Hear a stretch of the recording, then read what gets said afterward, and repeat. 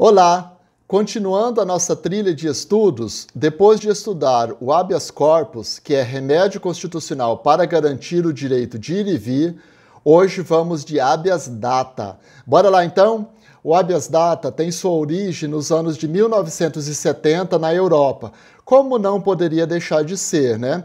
Porque a Europa é o berço do direito, é de lá que vêm todos os remédios constitucionais praticamente. Os primeiros países a positivar o assunto por leis infraconstitucionais, note aqui então que na Europa começaram por leis infraconstitucionais, não foram direto para a Constituição não, começou meio que de baixo para cima. O primeiro país foi a Alemanha Ocidental, por meio da Lei Land-Hesse, de outubro de 1970. Posteriormente, veio a Lei Data-Lag, lá da Suécia. Um pouco mais para frente, nós tivemos na Inglaterra a Data Protection Act. Depois, na Itália, pela Lei número 98 de 1974, e em Portugal, pelas leis número 2 e 3 de 1973. Os Estados Unidos foram influenciados por esses países europeus e em 1974 editaram a sua Lei de Liberdade de Informação. No Brasil, o habeas data foi introduzido pela Constituição Federal de 1988. Mas qual a razão para o Brasil colocar isso na Constituição Federal de 1988? Nós estamos falando aqui da Assembleia Nacional Constituinte. Então vamos entender o histórico do habeas data. O pano de fundo está na histórica década de 1960, quando foi criado o Serviço Nacional da Informação, o temido SNI, que foi instituído pela Lei 4.341 de 64. Essa lei foi o marco e deixou sequelas, pois os dados das pessoas eram colhidos, muitas vezes de forma não confiável, e também por meios repressivos, incluindo aí a coação física e psicológica. Com o período de redemocratização, o professor da USP, José Afonso da Silva, propôs a Comissão Provisória de Estudos Constitucionais, na época que era presidida pelo professor Afonso Arinos. Eles propuseram um anteprojeto inspirado na Europa e nos Estados Unidos para fazer um remédio constitucional que possibilitasse aos brasileiros o acesso a essas informações do SNI, porque até então essas informações estavam nas mãos do governo. E assim se deu a inclusão dessa garantia fundamental em nossa Constituição Federal. Portanto, gente, o habeas data tem como pano de fundo aquele período nefasto da ditadura militar. A partir daí, agora que você já compreendeu o pano de fundo, vamos entender a importância do habeas data para a atualidade. Doutrinariamente, o habeas data tem natureza jurídica do gênero, garantia fundamental, e da espécie de remédio constitucional. Ele está garantido na Constituição Federal, lá no artigo 5º, nos incisos 14 e 33. E ele serve para assegurar o direito à informação. No inciso 14 aparece com os seguintes dizeres: é assegurado a todos o acesso à informação e resguardado o sigilo da fonte, quando necessário ao exercício profissional. E no inciso 33 está garantido que todos têm o direito de receber informações dos órgãos públicos, informações de seu interesse particular ou de interesse coletivo em geral. Portanto, gente, se trata de uma reação do ordenamento jurídico diante de tanta coisa que ficou escondida daqueles anos, da década de 1960. Continuando aqui, vamos entender. O habeas data, ele está no artigo 5º e ele vai aparecer também lá no inciso 72 desse mesmo artigo 5º como remédio constitucional e aqui para assegurar o conhecimento de informações relativas à pessoa do impetrante. Atenção aqui. Olha, é o seguinte, esse remédio fundamental do habeas data, constantes de informações da pessoa do impetrante, que isso fique bem claro, é a pessoa que tem que pedir a informação. Aqui é diferente do habeas corpus, em que um impetrante pode impetrar para si mesmo ou para outro, que pode ser um outro paciente. O habeas data não, você tem que ter interesse naquela informação. Você não pode impetrar para o seu vizinho ou para outra pessoa. Constante de registro ou bancos de dados de entidades governamentais ou de caráter público. Então, atenção, você pode impetrar o habeas data, você tem que ter o interesse, a informação tem que dizer respeito a você, não faz sentido, senão você vai invadir o direito do outro. Tem uma coisa na Constituição que nós já vimos, que é o direito fundamental da privacidade. Então, por exemplo, se um vizinho quer saber da minha vida, de documentos meus, eu tenho o direito de preservar a minha intimidade.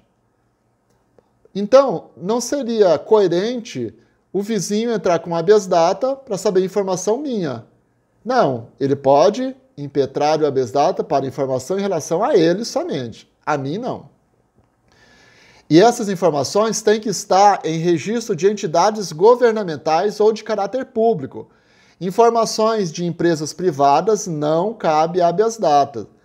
Aqui nós temos informações de entidades governamentais ou se essa entidade privada estiver fazendo papel de caráter público, vamos pensar da seguinte forma.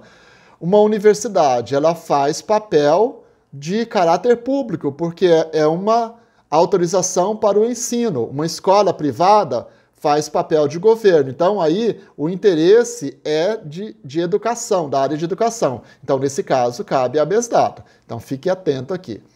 Aqui nós podemos ter essa informação também em relação ao SPC, que está previsto expressamente lá no artigo 43, parágrafo 4º, e aí é do Código de Defesa do Consumidor. Olha como as coisas vão criando laços, né? A gente começou a falar de habeas data, é remédio constitucional, agora vamos parar lá no Código de Defesa do Consumidor, mas é assim mesmo, o assunto é complicado. Por isso que nós colocamos um remédio constitucional para cada aula. E você, se tiver dúvida, comente lá que nós respondemos. E também, o habeas data serve para retificar dados, quando não se prefira fazê-lo por processo sigiloso, judicial ou administrativos. Então, significa o quê? Às vezes você precisa de mudar uma informação que está errada, o seu nome que foi escrito errado em um documento público, e esse documento público vai sendo passado para frente, aquilo te causa uma confusão muito grande. Então, o que você pode fazer? Pode pedir para retificar esse dado. Então, são duas situações. A primeira, para você garantir a informação, e a segunda, para você corrigir a informação que está errada. Então, para a retificação de dados, quando não se prefira fazê-lo por processo sigiloso, judicial ou administrativo, ok? Esses dados podem ser correção de nome, uma mulher, por exemplo, que casa e depois se separa, aí o nome dela fica em um documento, nome de casado, no outro documento, nome de solteira. Na hora de fazer um processo de aposentadoria, causa uma confusão danada. Então, ela já vai providenciando a documentação e ela precisa da correção. E às vezes o órgão público fica demorando para fazer a correção de dados. E aí ela entra com o remédio para acelerar esse processo. O habeas data está regulamentado por uma lei. Essa lei, a Lei 9.507, é recente, de 97. O habeas corpus, gente, ou aliás, o habeas data, assim como o habeas corpus, ele é ação gratuita também. Está lá no artigo 5º, inciso 77 da Constituição Federal e no artigo 21 da Lei 9.507 de 97. Tudo isso está anotado no material de vocês, tá? Ele tem prioridade de julgamento, somente perdendo essa prioridade para o habeas corpus e o mandado de segurança. Nós vamos ver mandado de segurança mais para frente. Essa é a visão do artigo 19 da Lei 9507. Uma coisa importantíssima aqui em relação ao habeas data é que para você impetrá-lo, há necessidade de recusa ou omissão da autoridade administrativa. Atenção, gente, isso é muito, muito importante. Você não pode entrar com o habeas data direto, com remédio constitucional direto. Você precisa colocar na sua petição inicial um documento comprovando que a autoridade se recusou. Então, por isso, você precisa fazer uma coisa chamada notificação. Você notifica e chega lá e protocola e dá um prazo. Olha, eu estou dando um prazo de 15 dias para vocês me darem essa informação. Ou um prazo de 30 dias, aí vai depender de você. Ou eu te dou, faço protocolo e falo, te estou notificando que meu nome está errado no documento tal e eu preciso fazer a correção para fins de aposentadoria.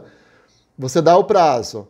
A instituição não diz nada, fica omissa ou se recusa. Se ela se omitiu, você simplesmente fez a sua parte, você foi lá e protocolou. Então, esse protocolo vale como documento de omissão. Então, essa é a regra, gente, que está expressa lá no artigo 8º, parágrafo único, nos incisos 1, 2 e 3 da Lei 9507. Fique atento. Nesse artigo 8º, está previsto que a petição inicial deverá preencher os requisitos. E aí, gente, quais são os requisitos da petição inicial? Estão lá no artigo 282 a 285 do Código de Processo Civil. Lá está elencado tudo que uma petição inicial deve conter. Nome completo, endereço, e-mail. Preste atenção porque mudou do novo Código de Processo Civil, tá? Porque no Código de Processo Civil antigo não precisava colocar e-mail, por exemplo. E essa petição inicial deverá ser apresentada em 2 vias. E os documentos que instruírem a primeira via, ou seja, aquele documento de recusa ou aquela notificação, você coloca a principal, né, a original, na primeira via e você coloca uma cópia na segunda via. Então, são 2 vias, sendo uma original e uma cópia. Atenção, parágrafo único aqui desse artigo 8º. A petição inicial deverá ser instruída com prova. Aí vem, isso que eu estou falando, da recusa ao acesso às informações ou do decurso de mais de 10 dias sem decisão. Então, aqui está claro que se você não tiver feito uma notificação antes, você não pode entrar direto com o habeas data. A lei quer evitar processos desnecessários, pois antes, né, de você entrar com o remédio constitucional, você deve esgotar todas as tentativas administrativas para resolver. Às vezes, você notificando resolve. Então, você teria um processo aí a menos no judiciário. Entendeu? É economia. No segundo caso, você tem que apresentar a recusa em fazer, né, a retificação ou do decurso de tempo de 15 dias. Então, a lei fala 10 dias, eles têm 10 dias para te dar a informação, ou ele tem 10 dias para você fazer a retificação. Ou você tem 15 dias para a retificação, a autoridade tem 15 dias para fazer a retificação. Resumindo, 10 dias para passar a informação e 15 dias para fazer uma retificação. Porque às vezes o prazo de 15 dias é maior. Porque às vezes fazer uma retificação é mais completo. É mais complexo, aliás. A terceira, a recusa em fazer-se a anotação a que se refere o parágrafo 1º do artigo 4º ou do decurso de mais de 15 dias sem decisão. Quanto ao julgamento do habeas data, a regra do artigo 20 da lei, que estabelece que o julgamento do habeas data compete. Aí, gente, é aquela regra parecida com o habeas corpus. Vai começar lá do Supremo, em informações que dizem respeito ao presidente da República, das mesas da Câmara dos Deputados e do Senado, do Tribunal de Contas da União, do Procurador-Geral da República e do próprio STF. Essa regra estará no artigo 102, inciso 1, letra D da Constituição Federal de 88. Aí, do Supremo, caímos para o STJ. Letra B. A Superior Tribunal de Justiça, contra atos do ministro do Estado ou do próprio tribunal. Essa regra estará no artigo 102, inciso 1, letra D, segunda parte da Constituição Federal. Aos tribunais regionais federais, contra atos do próprio tribunal ou de juiz federal. A letra D, a juiz federal contra ato de autoridade federal excetuados os casos de competência dos tribunais federais. É residual, portanto. Aos tribunais estaduais, segundo o disposto na Constituição do Estado. Aí você tem que olhar, cada Estado tem uma regra em relação aos tribunais estaduais. São constituições estaduais. A letra F, é juiz estadual nos demais casos. E aí vem o inciso 2, em grau de recurso. Então, você vai de cima para baixo até chegar no juiz estadual. O juiz estadual é a instância mais básica, que são as questões mais corriqueiras do dia a dia, para o cidadão comum. Mas atenção, e quando você fizer um recurso, então vamos supor, você tem lá uma situação que você perdeu uma ação, uma propositura de habeas data, você propôs no primeiro grau, aqui no juizado, no juiz, e aí você perdeu, você recorre. Então vamos ver esse caminho, vamos entender. Em nível de recurso, né, compete ao Supremo Tribunal Federal quando a decisão denegatória for proferida em única instância pelos tribunais superiores. Então o Tribunal Superior negou, vai para o STF, seguindo aquela regra. Ao Superior Tribunal de Justiça, que é o STJ, quando a decisão foi proferida em única instância pelos tribunais regionais federais. Então, se for originário lá no TRF, perdeu ali, vai para o STJ. Aos tribunais regionais federais, quando a decisão foi proferida por juiz federal. Então, era de juiz federal, perdeu aqui nessa instância, vai para os tribunais regionais federais. Aos tribunais estaduais e do Distrito Federal e territórios, conforme dispuserem as suas respectivas constituições. Então, você tem a Constituição estadual regulamentando quando a competência dos tribunais estaduais. Geralmente, gente, é da seguinte forma, tribunais estaduais são os TJs. Então, é da seguinte forma, você perde uma ação aqui para um juiz de primeira instância, um juiz da Justiça Comum, você recorre para o TJ. A regra é simples, a Constituição do Estado vai fazer essa explicação. Em uma terceira situação, vem mediante a recurso extraordinário ao Supremo Tribunal Federal. Então, quando for a recurso extraordinário, vai para o Supremo Tribunal Federal. Recurso extraordinário vai dizer respeito a casos em que você tem, no caso de habeas data, uma cisão de direitos fundamentais. Então, recurso extraordinário, sempre que for para o Supremo Tribunal, ele vai poder ser, geralmente, em casos incidentais, em processos, por exemplo, em que você adere a uma inconstitucionalidade de uma norma ou ato normativo. Mas aqui no caso, o habeas data também, ele pode ser mediante recurso extraordinário. Então, como você pode perceber, o habeas data é de suma importância para garantir o direito básico, que é um direito à informação, um direito de um documento que muitas vezes é importante para aposentadoria, para informação, para casamento, para tanta coisa. Então vamos ver como é cobrado no exame de ordem o assunto habeas data.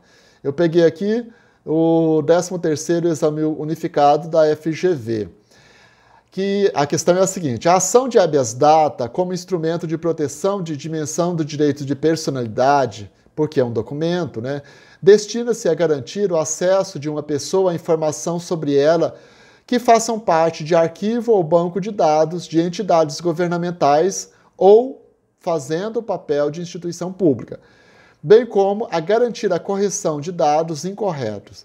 A partir do fragmento acima, assinale a opção correta. Letra A. Conceder-se-á habeas data para assegurar o conhecimento de informações relativas à pessoa do impetrante ou de parente deste até o 2º grau, constantes do registro ou banco de dados de entidades governamentais. Então, aqui ele está afirmando que pode ser em nome da pessoa ou de parentes. Fique atento.